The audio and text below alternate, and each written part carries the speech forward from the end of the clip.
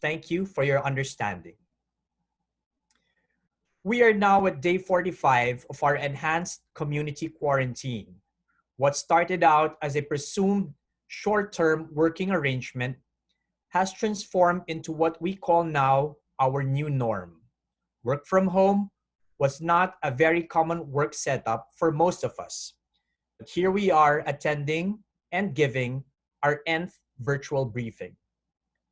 Critical to us all is what we will be faced with post the lifting of ECQ.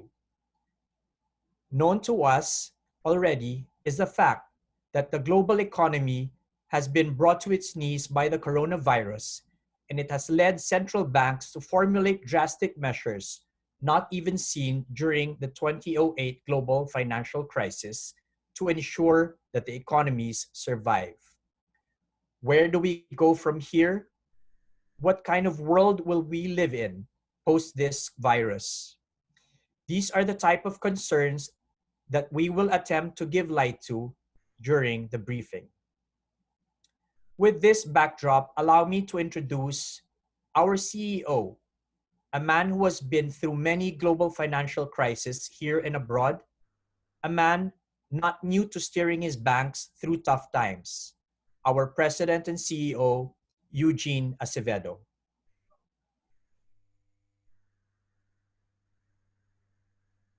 Thank you. Thank you, Stephen. Good afternoon, everyone. Stephen just reminded me that I'm an old man. I've gone through several crises. I remember even SARS.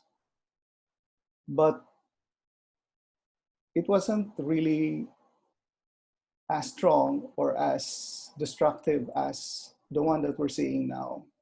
Somebody asked me 2 weeks ago what the difference was between the Asian financial crisis, the global financial crisis, and this one.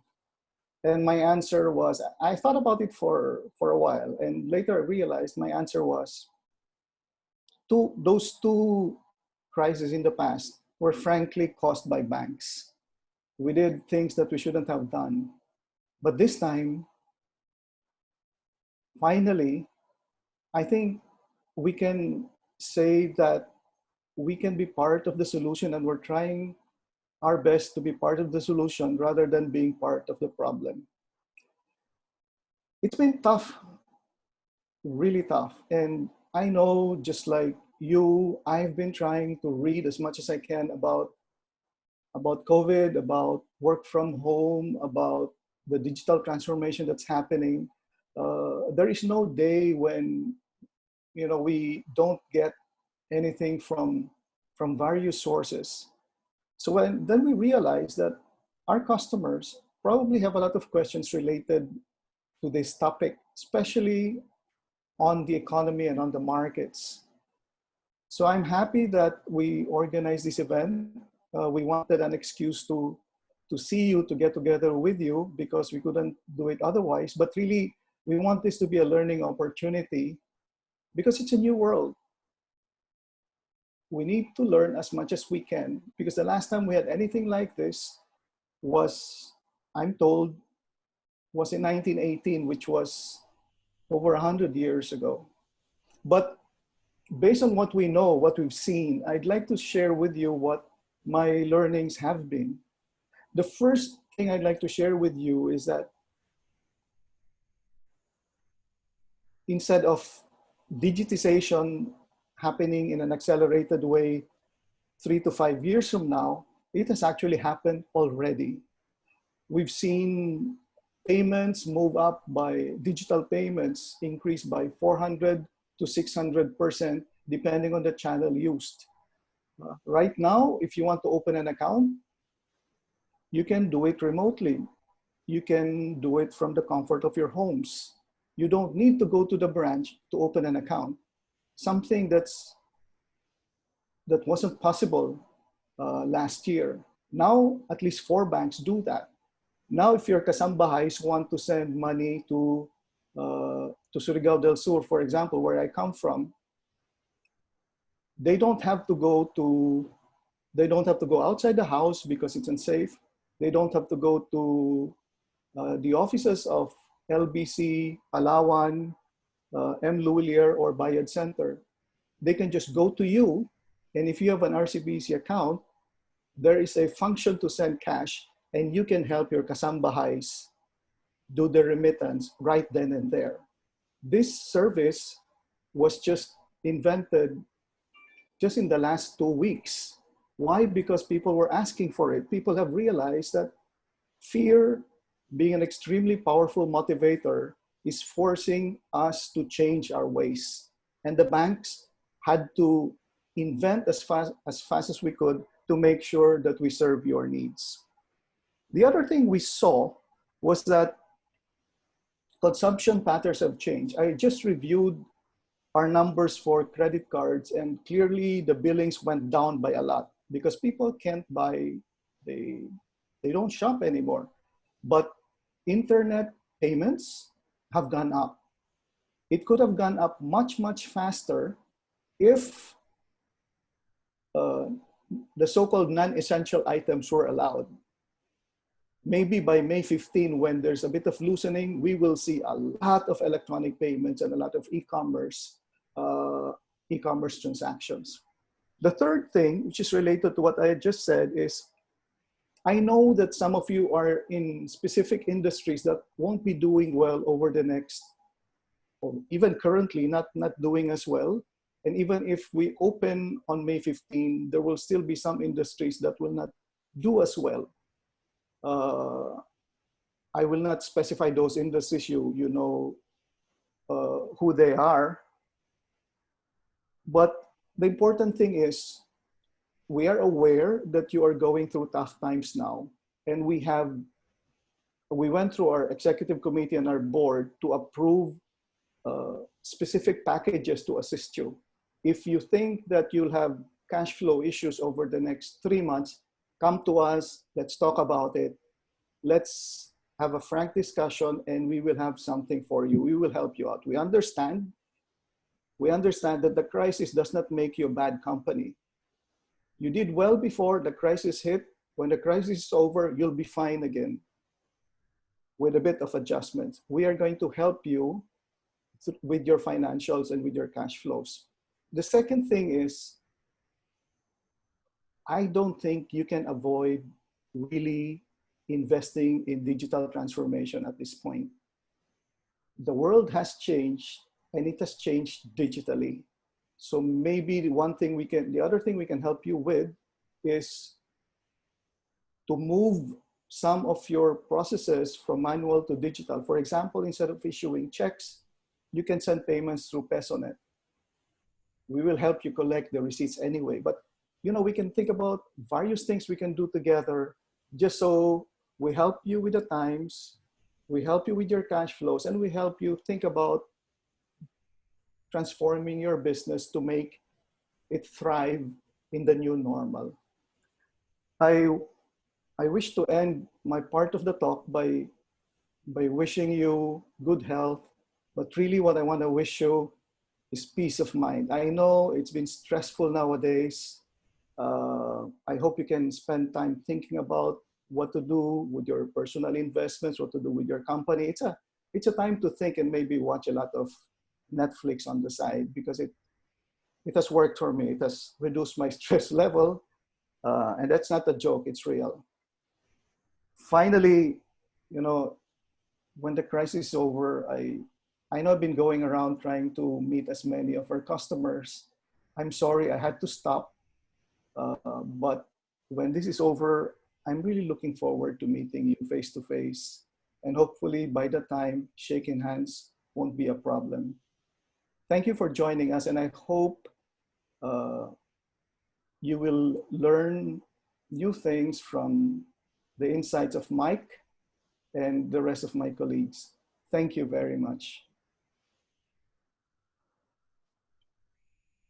Thank you very much, sir, for that message. There you go, guys. A window to the future.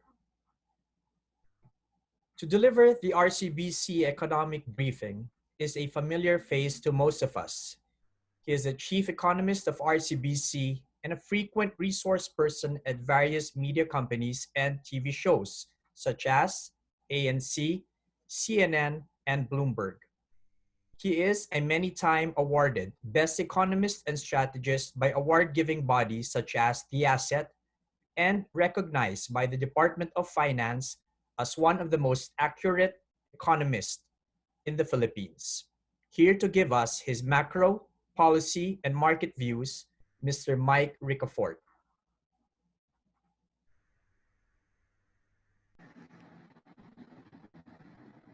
Okay. Okay, good afternoon, everybody. Thank you so much, Stephen, for that generous introduction. So, hopefully, you're doing well. And we know that times have been kind of hard and challenging for some of us, especially the most vulnerable sectors.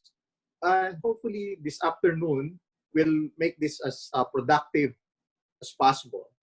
So, let me start with the estimates. Okay, so this is how we see the future. For economic growth, it's expected to contract to a range of negative 1.5, and it's still possible for the economy to grow modestly by 0.5%.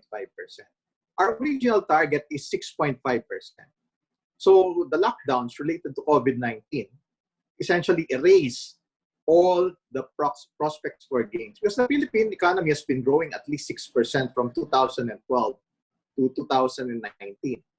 So now the problem primarily is, or rather, the issue is related to public health. It's not economic, nor it's financial in nature, because economies, especially the local economy and other economies around the world, are relatively doing well. It just happened that the priority now is to is to lock down, enable to prevent the COVID-19 from spreading further, and to save lives. That's the policy priority. So even if the lockdown would result to losses in production, in revenues, in sales of at least 2 months, so that is something that's deliberate on the part of governments, not only here in the Philippines, but in many other countries around the world, even the most powerful ones. You've got practically all of the developed countries also locking down. So they know what they want. So, so as a result, the consensus now is for global economies to contract, meaning developed countries right now could contract, or with the negative growth of -5 to -15. Other economies in Asia around -5 to -10. But the Philippines has been doing relatively better in recent years. So that's why we only have a low single-digit negative number for now. But this would largely be a function of how long the lockdown will be. Okay, and now, learning from the lessons in the past crisis periods, well, the world now, especially the central banks, as well as the various governments, they know now what to do.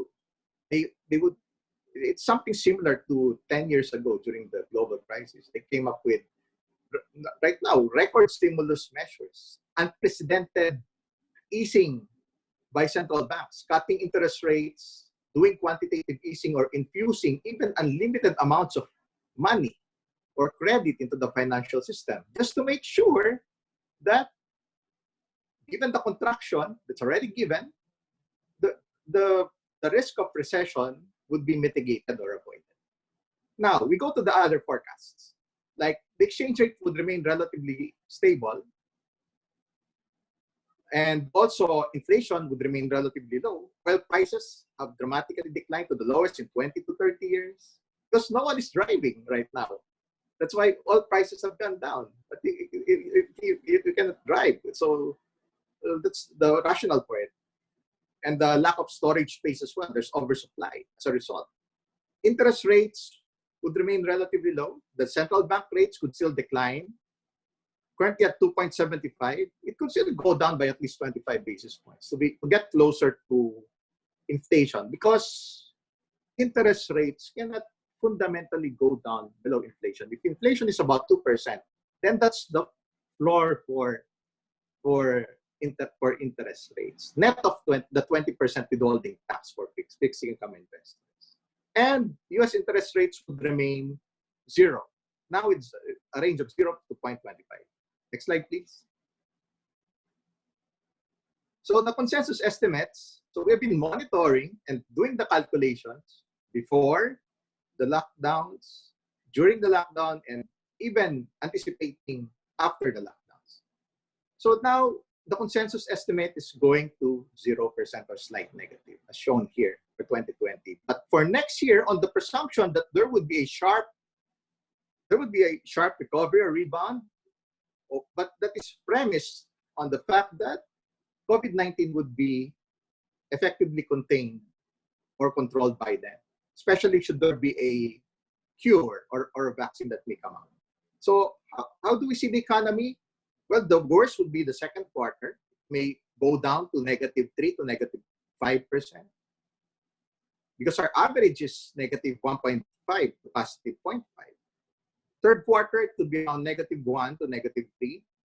And by the fourth quarter, it could go back already to slight positive, because the Christmas season would help with the seasonal increase in demand. Next slide, please. So this is how we see things. Even the Philippine economic team, the official estimate of the national government, even before the 2-week extension of the lockdown, their view is that the best case scenario is already set 0%. And IMF also, the latest estimate is 0.6% this year and 7.6% by 2021. We see 2021, if everything goes well, 7 to 8% because of the low base effects. Okay, next slide. So practically, we'll see all the growth, the usual growth of 6% to be erased by COVID-19. And our rule of thumb is that for every 1% of the economy, that's an equivalent economic loss of 200 billion pesos. So we're already close to 1 trillion in terms of economic loss, in view of that erasing that 6% growth for the whole year. Okay, next slide, please. Because now we're already 2 months into the ECQ or the lockdown. Because the rule of thumb for every month of lockdown, for the hardest hit businesses, industries, and sectors, that's equivalent to 8% of their yearly sales, income, and as well as production forgone. With 2 months, that's 16% lost already. But of course, it depends on the type of industry. For some of the industries that continue to partially operate or fully operate, so that would be less of an issue. Okay, next slide, please. So here's the list of vulnerable industries. So practically the hardest hit ones are related to tourism, because even before the lockdown, we already saw some slowdown because of the travel advisories. There's already, because of the need to, of course, there's already some fear of traveling, even January or February. At the same time, other tourism-related industries, that, part of that value chain or supply chain would be adversely affected. Even crowded areas, like malls, businesses that require crowds would be adversely affected. And non-essential, well, those industries or businesses coming up or producing non-essential products, and that would still continue on because social distancing would remain in the coming months. That's how we foresee it for as long as, well, especially while waiting for the cure or vaccine, as well as those adversely affected by the supply chains, because especially some exporters, especially if demand is, they sell to the hard-hit countries, and if they also get supplies or inputs from those other hard-hit countries around the world. Other vulnerable sectors include those who lost their jobs locally, as well as displaced OFWs. Okay, next slide, please. So even here are the characteristics of industries that may also continue to be vulnerable in the foreseeable future, because we will enter into a new normal where social distancing would still continue. So, and at the same time, it would be stick to the basics. People would tend to be conservative because some people lost jobs locally, and those employed locally, and even OFWs, as well as some businesses, they tend to be more conservative in their spending. So they would try to avoid big ticket items for the meantime, discretionary products, or even luxuries. Well, we're talking about the likes of vehicles also, but there may be some pent-up demand, especially if economic activities normalize, because that's part of the social distancing requirement to have vehicles. But generally, for many countries, it's still down, between 30 to 50% down. Then also,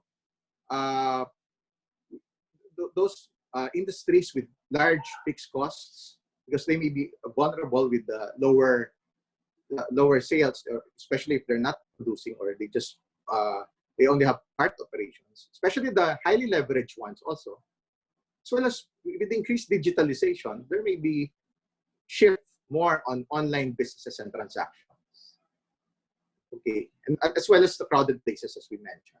Okay, next slide, please. So it would take some time before tourism would rebound. So we noticed that where the biggest sources of tourists are Korea, China, and the US. Next slide, please. So here are the businesses and industries that would continue to thrive. Still basic, these are still considered as essentials or necessities. We have been too familiar with them, as well as increased digitalization, as well as anything that would prevent person-to-person contact, for as long as COVID-19 remains a threat. Okay. Next slide, please. So also,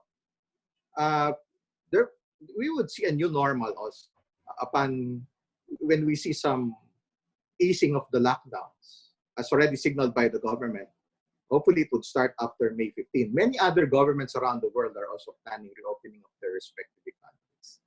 So there may be some changes on the workplace, like, of course, the spacing requirements, even in transportation, more shifts, more work from home arrangements, digitalization of many transactions, as well as increased policy emphasis of the government, especially now on food security, greater preparedness on disasters and pandemic, strengthening the healthcare system, as well as fiscal reform measures. Of course, the increased government spending now would require, it has to be, well, good thing, the Philippine government has done well fiscally. It has a lot of leeway to increase its spending, as well as increase borrowings because of the relatively low debt to GDP ratio of 41.5%. Because in many other countries, like in developed countries, the debt to GDP ratio acceptable level is 60%. We're 41.5%. And hopefully, after the part of the recovery plan in the coming months, how would you address those who lost their jobs locally and OFWs? Then there would be a renewed emphasis also on increased infrastructure spending to create more jobs and to spur greater economic growth. Okay, next slide, please. So that's already given the expected contraction in the economy. So there would be lots of stimulus spending, and also because the Philippine government already laid out 1.5 trillion or 8% of GDP to make up for the economic losses. And the monetary easing, the reduction in interest rates, as well as the infusion of unprecedented amounts of liquidity would help also. Well, there's a lot of money right now slashing into the financial system, and that's driving gains in the financial markets right now.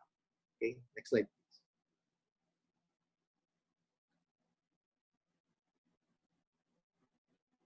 So even low oil prices would help in lowering inflation, as well as interest rates. We've seen interest rates at the lowest levels in 2.5 to 3.5 years. So that's one of the biggest opportunities right now, is to start also borrowing, because it's very rare to see interest rates to go down this low. And that's by design by the government, in able to partly offset the economic losses. So they would try to infuse so much money, bring down interest rates, so more people would have lifeline, even businesses, so they're able to conserve jobs and to also create new businesses, investments, and new business opportunities and employment generation opportunities.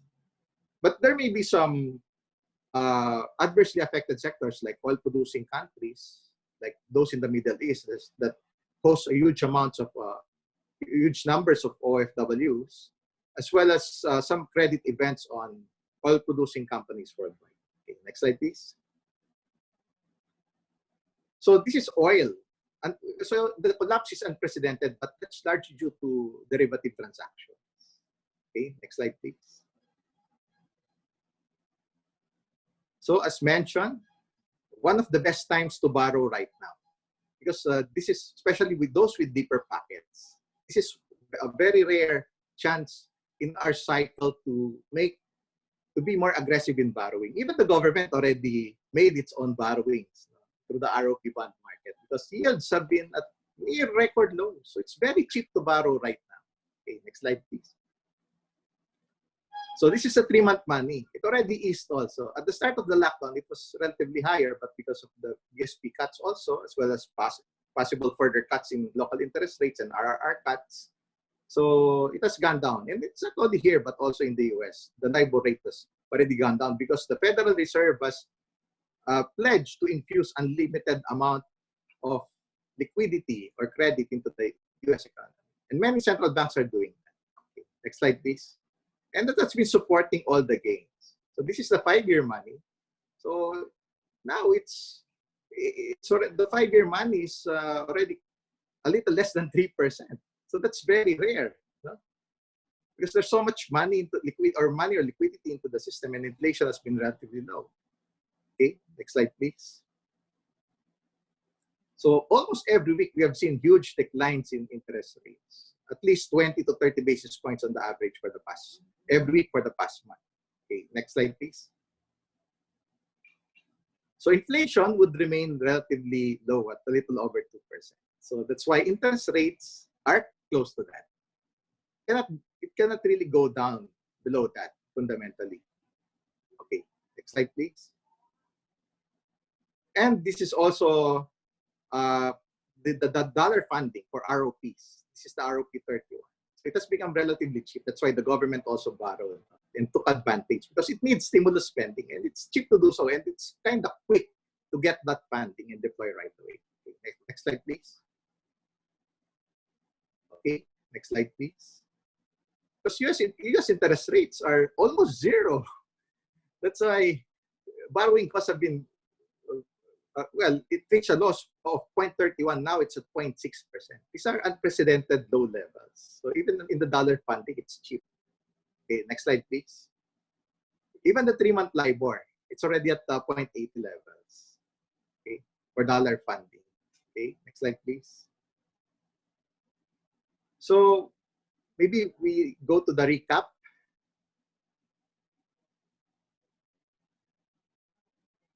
So it's just, again, as a summary, interest rates have been kind of compelling and attractive for those who would like to borrow, especially those with deep pockets. This is one of the best times to have that opportunity and lock in for longer terms. So the exchange rate has been relatively stable. Now it closed at 50.51.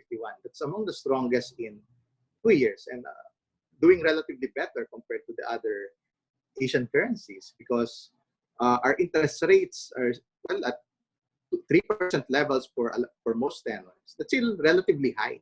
So it's still attractive for foreign funds to come in. For the local stock market, so the price to earnings ratio is at 12 times. That's the lowest in 9 years.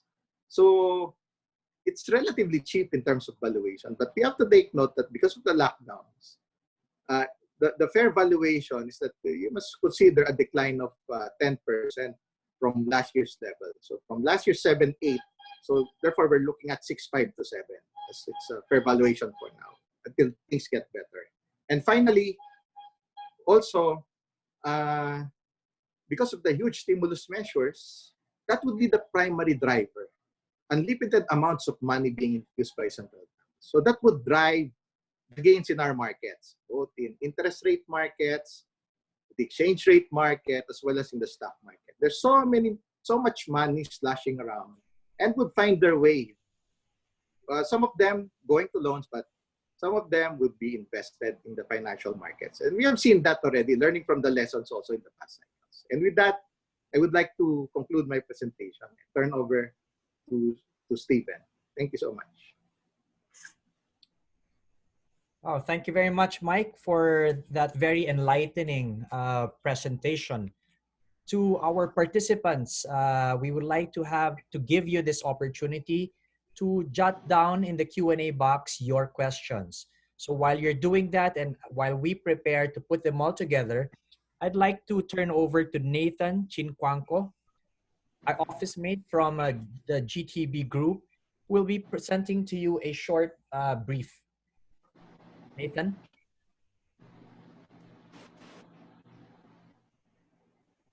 Thank you, Stephen. Thank you for that intro. Good afternoon to all. I'm Nathan Chinquanco from Global Transaction Banking. I look after a business development division offering corporate cash management solutions to our business partners like you. Okay, that's the first slide. Please click some more. One more click. Thank you. For this afternoon, allow me to share to you 6 relevant online payment solutions of RCBC, operating within our online banking channel called RCBC Online Corporate, or simply called ROC. Now, what do we mean by relevant payment solutions? Within the period of ECQ, we have been compelled to follow social distancing to slow down the spread of the virus and to flatten the curve. Since some of our business activities will have to continue, such as paying our obligations to our vendors, this will definitely require physical and outdoor logistics. It now begs the question, how do we do it? Through checks?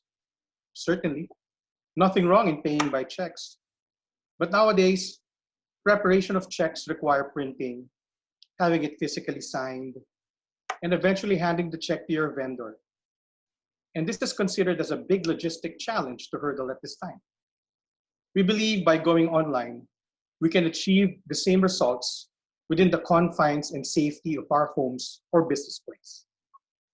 Presenting our 6 online payment solutions for your consideration. Let me explain briefly what each solution is all about. To the left of the slide, we rattle off our online funds transfer solutions to other banks. And to the right of the slide are transfers to accounts within RCBC. In other words, these are considered as book-to-book transfers. First off is PesoNet. This was mentioned by our President and CEO, Mr. Eugene Acevedo, earlier in his intro speech. So PesoNet is our peso funds transfer facility that provides same-day value credit to your vendors. The amount of transfer that you can make using PesoNet has no limit. For as long as your approval limits are defined in your board resolution, ROC will allow you to do so. For instance, if you got billed by your vendor for 3 million pesos and your board resolution allows you to make transfers for 3 million pesos, then ROC can mimic the limit and allow the transfer to happen. That's for PesoNet. Second is InstaPay. As the name connotes, it is an instant payment providing real-time credit. It allows real-time payment for a maximum amount of 50,000 pesos per transfer. Through ROC, your company can make multiple InstaPay transfers if you need to pay your vendors for an amount more than 50,000. For example, if your vendor billed you for 150,000 pesos using ROC, you can make 3 separate InstaPay transfers, each with a 50,000 peso value, to total pesos for real-time settlement. That's great, real-time settlement. Next, we have RTGS, or real-time gross settlement. This has been around for quite some time and is considered as a pioneer facility for domestic peso transfers. RTGS provides real-time peso settlement for unlimited amount of transfers. Lastly, for other bank transfers, we have PDDTS, or the Philippine Domestic Dollar Transfer System. It provides US dollar transfer payments within the Philippines, almost real-time value credit. It has been made available around the same time as RTGS. Also, a pioneering funds transfer module. With regard to the treatment of charges among those online payment channels that I mentioned, let me just cite the differences. For the transaction fees of PesoNet and InstaPay, the fees for both payment channels are paid solely by the remitter. So the beneficiary or the recipient of the PesoNet or InstaPay transfers get paid in full. In contrast, RTGS and PDDTS, those fees or charges are covered by both the remitter and beneficiary. So, in the perspective of the beneficiary, likely PesoNet and InstaPay would be ideal since the bene will not be short paid in any way. On the other payment channels, moving to our intra-RCBC transfer solutions to the right side of the slide.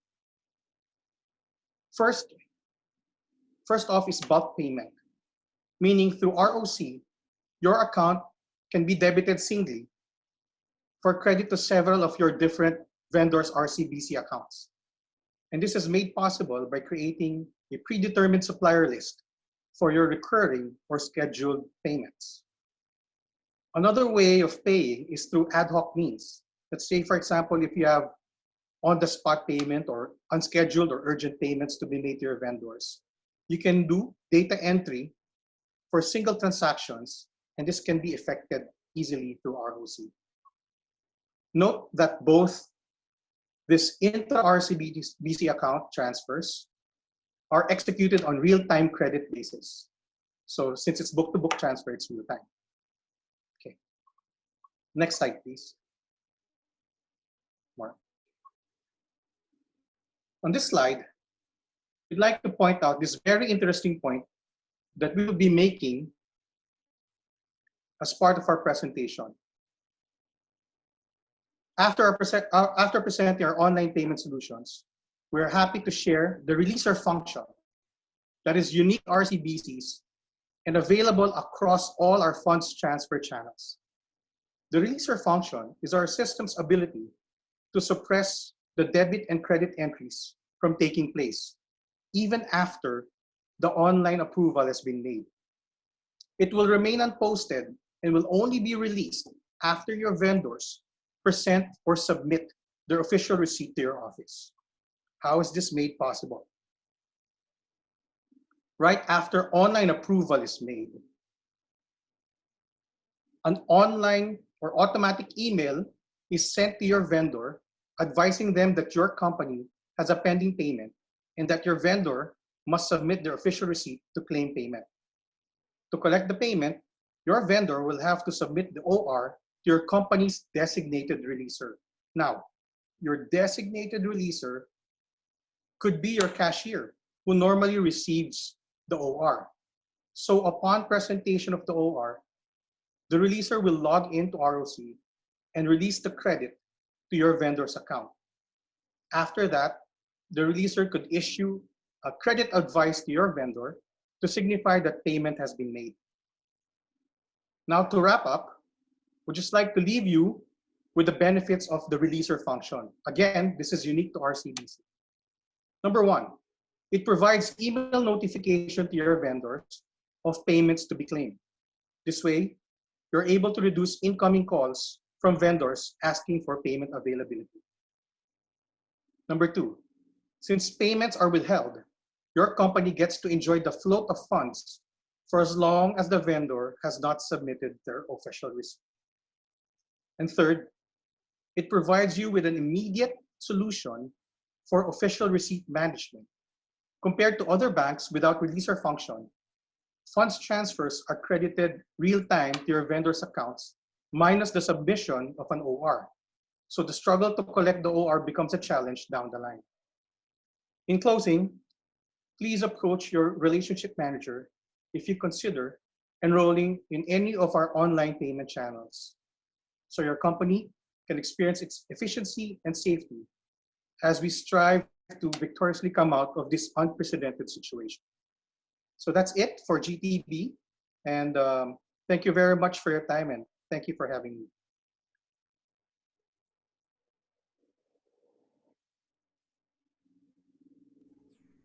Thank you very much, Nathan. Those products will really come very, very timely during this time of ECQ and GCQ. So right now, we'd like to proceed with our question and answer. For those among you who still would like to send in their question, please do so. And remember that should we not be able to answer them during this conference, we'll definitely respond to them via email. Mike, I'll throw the first question to you. Number one question. Given your estimate on the damage on the economy, and in light of the steps taken by the government, how long do you think it will take the country to return to pre-COVID GDP levels?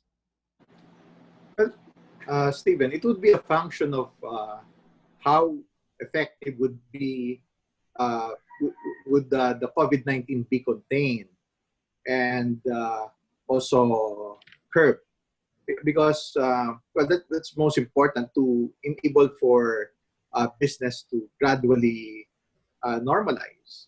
Now, maybe even the feedback from a lot of industries, especially the hard hit ones, well, like tourism, even big ticket products like those that produce vehicles. So it would really take a while. Even real estate. We may even see some correction also in real estate prices because of relatively high prices that we've seen in recent years. Because the key movers are, well, like the biggest buyers, like the key drivers, like Pogo. Pogo has slowed down. Also, there are some job losses locally, as well as some OFWs being displaced rather. So those are the biggest market for real estate. So it would take a while. Maybe like for the vehicle industry, about 12 months. And also for the travel industry, maybe, well, even the likes of Thailand, they're very much into travel. It would really depend on the vaccine or the cure before they could be more confident that full normalization would eventually take place. So give it, maybe next year would be rebound, maybe the year after that, 2020. Okay, thank you very much, Mike. A question from our audience.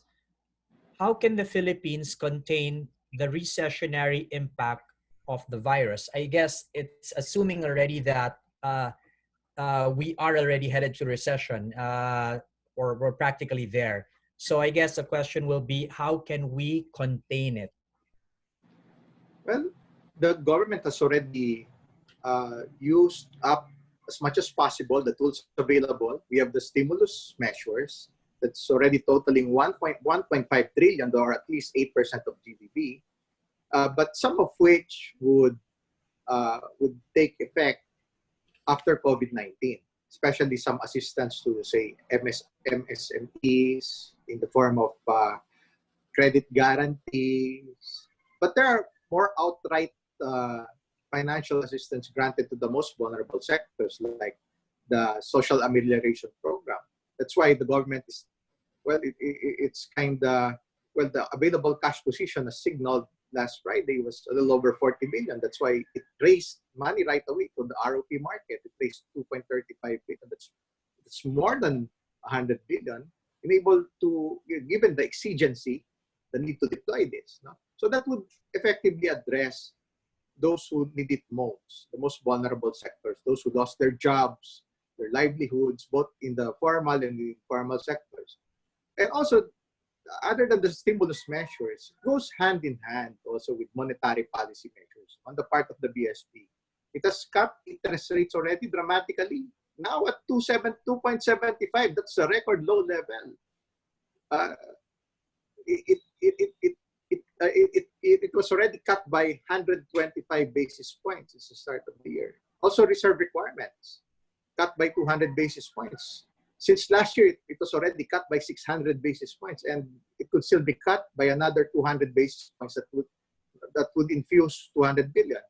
And other liquidity measures like also allowing banks to include in their computation any new lending to micro, small, and medium enterprises. So that would encourage further lending. So the BSP is trying to also infuse as much money, liquidity, or credit enable to at least support the sectors that need the lifeline, enable to save jobs, and also for those with deeper pockets, it's a great opportunity for them to borrow aggressively while it's cheap, even for long term. And this has been the opportunity that they've been waiting for a long time, with interest rates relatively low. So this is one of the best times to start grabbing that kind of opportunity. Not only that, but also in the markets. Okay, thank you very much, Mike. And yeah, I do concur that the steps taken by the central bank this time around, you can actually call it as outside of the box thinking. They didn't do some of these during the 2008 financial crisis. So heading into that 2008 crisis, can you kindly give us a comparison between the 2008 crisis and what the market went through versus the 2020 coronavirus crisis in terms of the damage to the economies and also the expected length of recovery? Let's just focus maybe on the US and on the Philippines.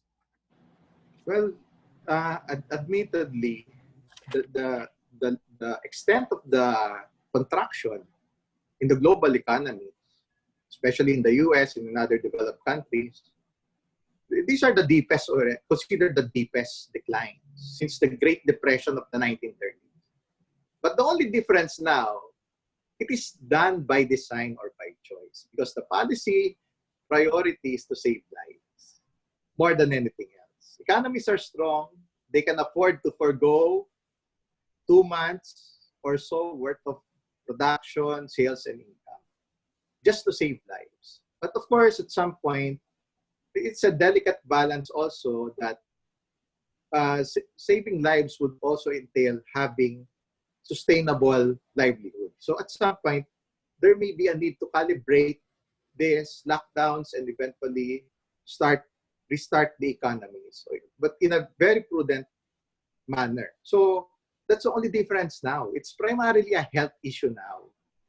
Whereas before, there were already weaknesses, structural weaknesses and excesses, either in the economies or in the financial markets. Now, we don't have those problems. And global authorities, as well as central banks, have learned their lessons well. And they would try not to, they've known already, they would do everything at their disposal, use all the tools available, spend through stimulus measure, borrow, increase the debt stock temporarily, and also infuse such much liquidity, cut interest rates, just to prevent the risk of recession from happening. Because now it's a health issue. We don't want it to become or to unravel into something that's economic or into something that's financial. So that's the key challenge being faced by the global central banks and the global authorities right now. Okay. Thank you very much, Mike. And definitely where we were coming into 2020 is very different from where we are currently, because coming into 2020, we were actually thinking that 2020 will be very unspectacular because central banks have done their jobs. Global economies was entering a phase of coordinated growth globally. wherein even the Fed was supposed to be stopping already or pausing already and providing support to the economies. Follow-up question, Mike. What kind of recovery are you seeing? Are you seeing a V shape, a U shape, a W, or an L shape? Preferably, the, the, the, the preferred scenario is a U-shaped recovery in the sense that it would take a few months or maybe a few years. Let's say give it a year or so before we see full normalization. Because we have to make sure that the infection, that there won't be any second round infections that's going to happen.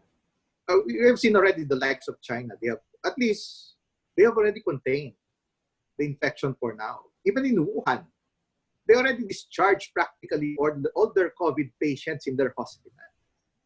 So of course, the prudent measures remain, the social distancing measures, and we anticipate that to also happen here in the Philippines. As a prudent measure, as part of the stringent measure, just make sure that there won't be any new second round of infection, because should there be a second round inflation, so we would see a W-shaped recovery, meaning it's going to recover, but it's going to go down again. And there may be a need to lock down again. We don't want that to happen. But preferably, because of the prudent measures now, it's calculated, it's consulted also with health experts. So hopefully it would be gradual and it would be measured. So realistically, it would take a while. Maybe 1 to 2 years would be reasonable. Thank you, Mike. So it's a U-shaped recovery. Question on FX. We've seen that the dollar peso has been one of the more stable currencies. In fact, at the close today of 50-50, we're actually below where we closed in 2019. To what do you attribute the strength of the peso if you were to compare to other currencies in the region like the IDR, the Sing dollar, the Korean won, and Taiwanese dollar?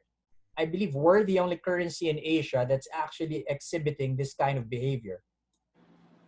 Well, primarily, the Philippines is a net importing country, meaning the policy priority enabled to better manage inflation, since the Philippines imports almost all of its oil, is to have a relatively stronger or relatively stable exchange rate. Currently among the strongest in 2 years for the peso.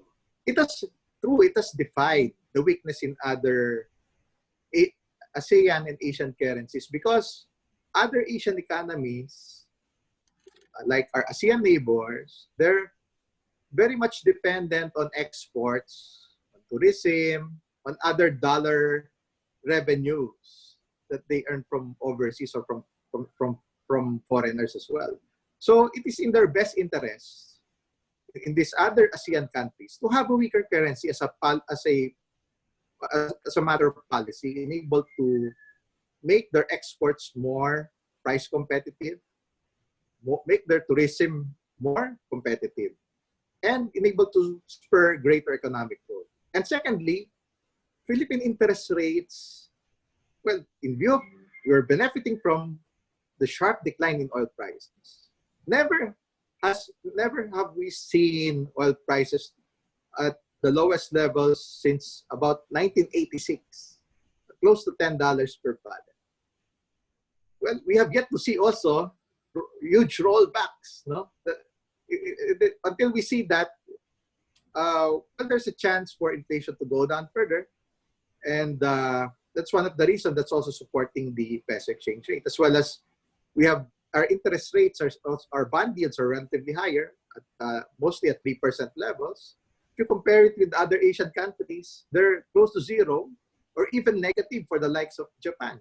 That's why foreign funds, as they call it, a carry trade opportunity for the positive interest rate differential, would still come to the Philippines. And that has been supported by the investment grade rating, and we're now 2 notches above investment grade. So there's a bigger universe of funds, foreign funds, that's allowed to invest and come into the Philippines. Okay, Al, this is a bit connected. Oil. oil, the remittances of the Philippines in relation to dollar peso. Can you please tie a view on that one? Well, for oil, we practically import almost all of our oil. For every $10 that we save, if well, that's the simulation. Every $10 decline in oil, the Philippines saves around $1 billion. And the benchmark oil prices have gone down by 70% since the start of the year. So that's easily $40 to $50, as much as that, as much as $40 to $50 decline since the start of the year. So we're now saving $5 billion in our import bill. So that's helping also inflation. That's why our inflation would likely go down further at 2% levels. The only thing that would offset well oil is that during the ECQ or the lockdown, you have seen prices of food and other basic commodities rising a bit. So that's an offsetting factor. But other than that, let's say should the supply chains normalize, hopefully we would still see further easing of inflation towards the 2% level. And that's our fair valuation for interest rates. Enable to maintain at least a positive net interest rate return after considering inflation. That's why our long-term interest rates, they're about to revisit the lows that we have seen in the latter part of 2016 at a little less than 3% for the long-term interest rates like the 5-year, the 10-year, and longer. So a lot of people have made money on their trading, and the borrowers are more than happy also to take out loans. These are very attractive levels. This happens very seldom. Rare opportunity for them to lock in, especially the biggest businesses, the biggest conglomerates, those with deep pockets, to take advantage of this, to borrow while it's still relatively cheap. Okay, this one is on interest rate, Mike. Given the government support and the subsequent jump in the debt to GDP of the government of the country, what would be your expectation on interest rates in the short term and in the medium term? Well, actually, that's a very interesting question right now, because the trend of interest rate is still down. We don't see a reversal yet. Interest rates continue to go down to the lowest levels in 3.5 years, or since September of 2016. And it has been, so far, we're now moving close to 3% for long-term tenors. No? It now ranges mostly between 3 to 3.5%, say for long-term tenors. So there's that good support right now at around 3 or a little less than 3%, able to break even from inflation at a little over 2%. So now with of course, it won't be, that's why the opportunities now are very compelling. This happens very rare, very seldom. Maybe give it an average of it only happens 3 to 5 years. And it just happened now. We're investment grade. That's why we're near the record low levels for interest rates. And now the borrowers would take advantage, including government. They would need to fund a lot of stimulus measures, a lot of government spending for COVID-19 programs, as well as the need they will see deficit spending. It's 5.3% of GDP. And the debt to GDP ratio right now is 41.5. We have so much leeway actually, because we're relatively low compared to similarly rated countries. And if you look at developed countries, their threshold is 60%. So we're still much lower than that. So hopefully there's still some buffer. The fiscal gains that we have seen in recent years already, where the country is benefiting from that. And hopefully to the future, there would be a resumption of the fiscal reform measures to make up for this increased spending and able to sustain the fiscal gain. So hopefully, should there be any uptick in interest rate, so that would be minimal for the meantime. But we have to take note also that uh, it's not only here in the Philippines, but in many other countries, they're doing record amounts of stimulus. So at some point, they may have to borrow, just like what the Republic of the Philippines did uh, early this week, raising 2.35 billion. So they may have to borrow, increasing the supply of funds, and we may see some upward correction in interest rates. That's why right now, there's no reversal yet, but it's already good to consider hedging at this point for locking in long-term borrowing. Mike, one or two last questions. With interest rates in the US already at very historic lows, what are we looking at? US Treasuries 10 years at zero. Do you expect money to flow from the developed markets into emerging markets? Actually, that we have been seeing that already. Maybe it started last year when there was this U.S.-China trade war. At the height of the trade war, we have seen interest rates going down to record low levels. It's developed countries, most of them are moving to zero, and some countries in Europe are even deeper in negative, even Japan. So that's kind of that's kind of unimaginable in the sense that if you're an investor, you may have to pay for storage. If you want to invest in it, you have to pay. But because that's by design by the central banks, in an effort to bring down long-term interest rates further.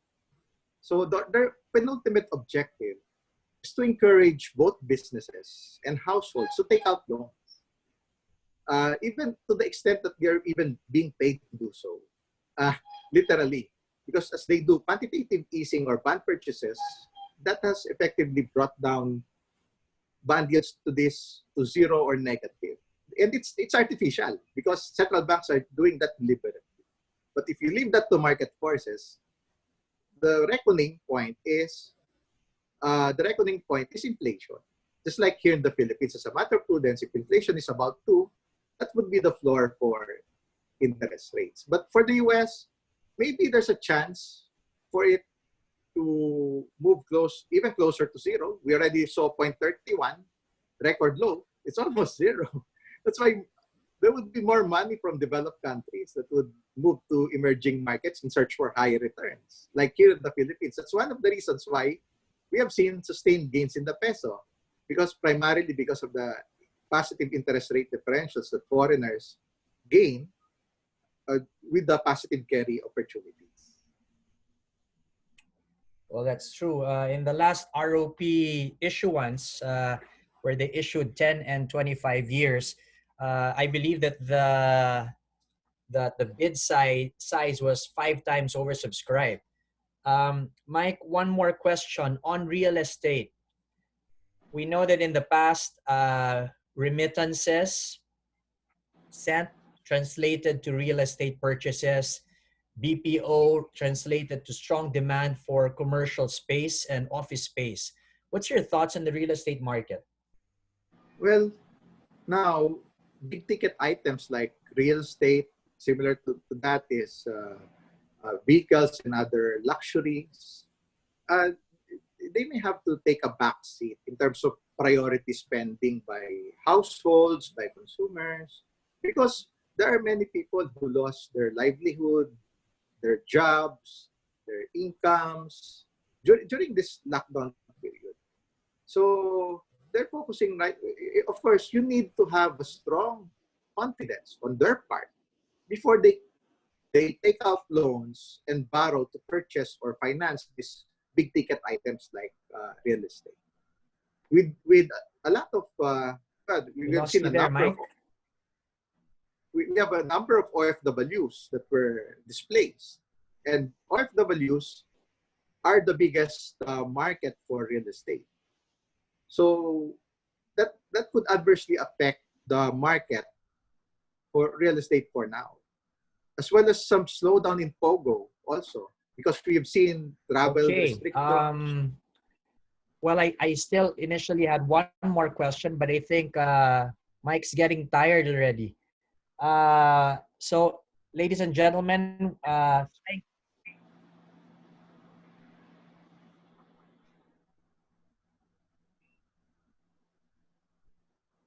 We seem to be having some technical difficulty. Again, we would like to thank you for the questions that you've sent. Again, for those that we were not able to answer during the briefing, we will respond to them in via email. So to wrap up, I would like to introduce the head of corporate banking group, Ms. Beth Coronel, who would be giving us the final message. Beth? Thank you, Stephen. Good afternoon, everyone. RCBC holds economic briefings on a regular basis for corporate banking clients, but this is the first time we're holding it in this kind of forum. We would have wanted to see you face to face, but I guess this will do for now. Thank you for spending your afternoon to listen to our briefing. In a time of crisis like where we are now, we all find ourselves having to make decisions within a limited period of time. And we hope we're able to provide essential information as well as our views to aid you in your planning. Thank you also for your active participation. I saw a lot of questions in the Q&A box. For those who may have had questions, as Steven said earlier, which were not addressed due to the limited time, a team will respond to you via email. And if you think of some other questions, feel free to email your relationship manager so we can also address them. I know that your RCBC corporate bankers are constantly in touch with you, and we thank you for your openness in answering questions that they may be asking at this time. Know that that allows us to craft a solution for you because we are in this together. We would like to work together with you in weathering this crisis. This will pass, and we are looking forward to a rapid and sustained recovery afterwards. So I guess this brings our afternoon briefing to a close. Thank you very much again, and stay safe, everyone.